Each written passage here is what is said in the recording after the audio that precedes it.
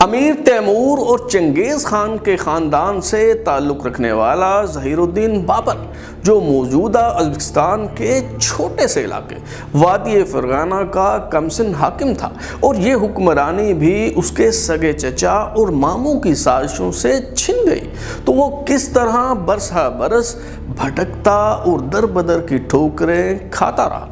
بے سر و سامانی کے عالم میں ٹامک ٹوئیاں مارتے اس جنگجو نے پہلے کابل اور پھر ہندوستان کو کیسے تسخیر کیا؟ بابر نے اپنے آباء و اجداد کی ظالمانہ روایات کو زندہ کرتے ہوئے کس طرح خیبر، پشاور، بنوں اور دیگر علاقوں میں کھوپڑیوں کے مینار تعمیر کیے؟ ظہیر الدین بابر نے اس خطے کے باسیوں اور بالخصوص پشتونوں سے متعلق کیا تبصرہ کیا ہے؟ مغل ہسٹری سیریز کے پہلے حصے میں ہم یہی سب کچھ جاننے کی کوشش کریں گے۔ میں ہوں بلال غوری اور آپ دیکھ رہے ہیں ترازو۔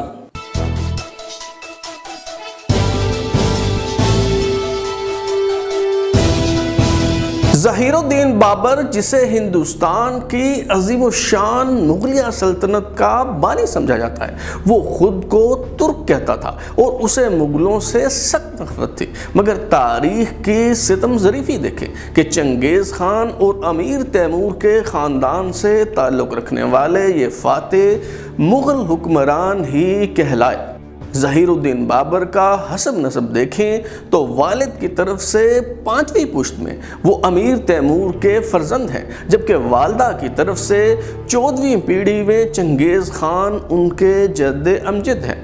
ظہیر الدین بابر 14 فروری سن 1483 کو سلطان عمر شیخ مرزا کے ہاں پیدا ہوئے، جو وادی فرغانہ کے حاکم تھے۔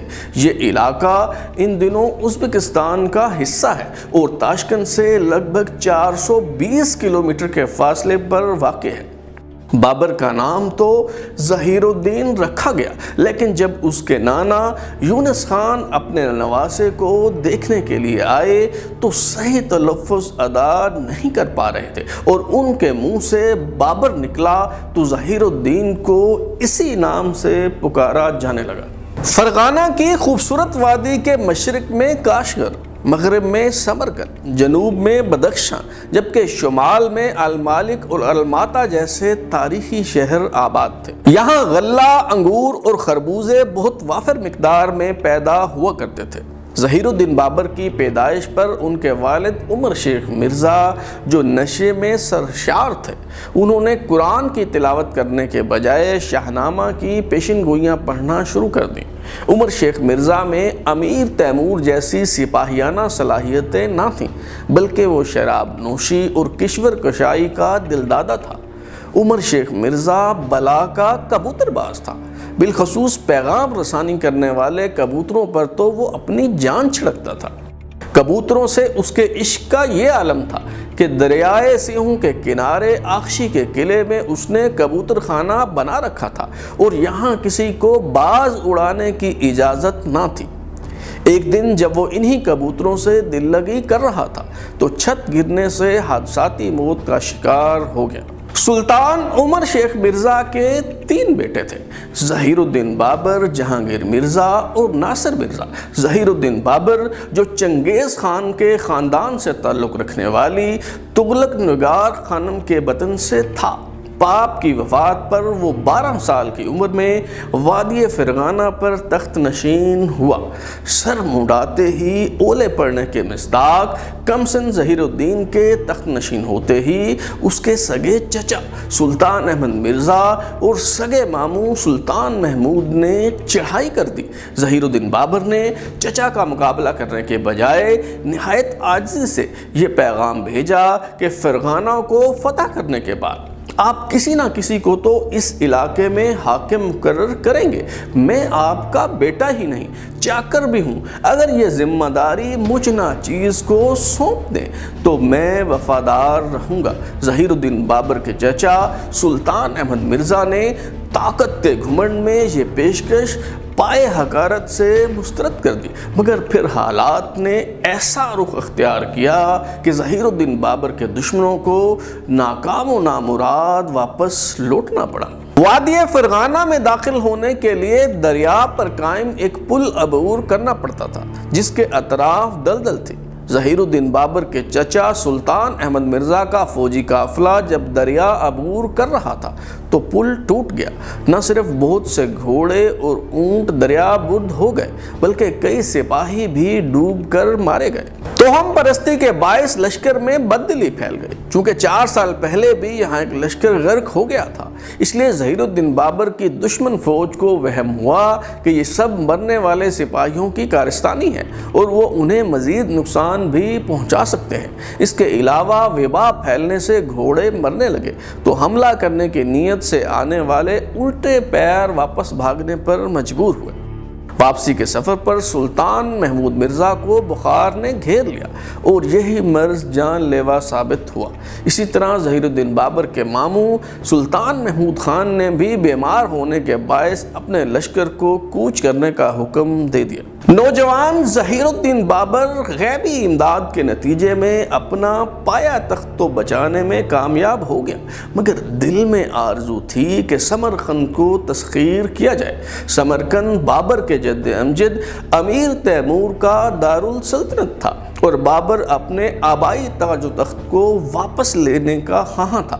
یہ وہ شہر آشوب ہے جس کی خاطر امیر تیمور کی موت کے چند برس بعد ہی عبداللطیف مرزا نے اپنے بوڑھے باپ الغ بیگ مرزا کو قتل کر ڈالا اور خود تخت نشین ہوا، مگر یہ بادشاہی محض 6 ماہ ہی برقرار رہ سکی۔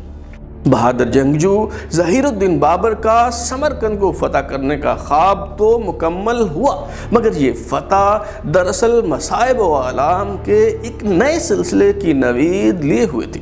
سمرقند کی فتح کا خمار نہ اترا تھا کہ یہ معلوم ہوا کہ آبائی سلطنت وادی فرغانہ کے سب سے بڑے قصبے انجان میں بغاوت ہو گئی ہے۔ ظہیر الدین بابر کی نانی احسان دولت بیگم جو یونس خان کی اہلیہ تھی، ان کی بابر کی زندگی اور شخصیت پر بہت گہری چھاپ رہی۔ احسان دولت بیگم نے خط لکھ کر فوراً واپس آنے کی تاکید کی اور کہا کہ سمرقند انجان کے طفیل فتح کیا ہے، اگر آبائی علاقہ چھن گیا تو سب کچھ ختم ہو جائے گا، ورنہ سمرقند کو دوبارہ بھی تسخیر کیا جا سکتا ہے۔ ظہیر الدین بابر پر اس بغاوت کے باعث صدمے کی کیفیت تو طاری تھی ہی، مگر بہت جلد یہ صدمہ علالت کی شکل اختیار کر گیا اور بیماری کا سلسلہ اس قدر سنجیدہ نوعیت اختیار کر گیا کہ 4 دن تک بابر بولنے سے قاصر رہا اور روئی سے محض پانی اس کے منہ میں ٹپکایا جاتا رہا۔ بابر کے قریبی رفقا تو اس کی زندگی سے مایوس ہو چکے تھے، مگر پھر اچانک اس کی حالت بہتر ہونے لگی تو اس نے سمرقند چھوڑ کر اپنے آبائی علاقے کی طرف کوچ کرنے کا فیصلہ کیا۔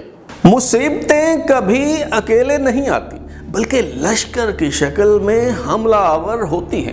بدقسمتی کے اونٹ پر بیٹھے ظہیر الدین بابر کے ساتھ بھی کچھ ایسا ہی ہوا۔ اس کی ماں نگار خانم، نانی احسان دولت بیگم اور دیگر خواتین باغیوں کی قید میں تھیں۔ ظہیر الدین بابر نے یہ سوچ کر اپنے ماموں سلطان محمود خان سے مدد مانگنے کا فیصلہ کیا کہ شاید وہ اپنی ماں اور بہن کو بچانے کے لیے فوج بھیجنے پر آمادہ ہو جائے، مگر اس نے آنکھیں ماتھے پر رکھ لیں۔ اس دوران خبر ملی کہ سمرقند بھی چھن گیا ہے، یعنی جائے رفتن نہ پائے ماندن کے مصداق ظہیر الدین بابر اب آگے کے رہے نہ پیچھے کے۔ ظہیر الدین بابر نے اپنی کھوئی ہوئی سلطنت واپس لینے کی بہت کوشش کی۔ سمرقند پر دوبارہ قبضہ کرنے کی مہم بھی کامیاب نہ ہو سکی۔ دشمن بابر کے درپے تھا اور وہ جان بچاتا پھرتا تھا۔ ایک بار تو ایسا ہوا کہ ازبک حملہ آور شیبانی خان کے حملے سے بچنے کے لیے بابر نے عجلت میں راہ فرار اختیار کی تو اپنی بہن خانزادہ بیگم کو ساتھ لے جانا بھول گیا اور شیبانی خان نے بابر کی بہن خانزادہ بیگم سے شادی کر لی۔ ظہیر الدین بابر نے کئی برس تک ایک ایسے مسافر کی حیثیت سے در بدر کی ٹھوکریں کھائیں جس کی کوئی منزل نہ تھی۔ جب کوئی امید بر نہ آئی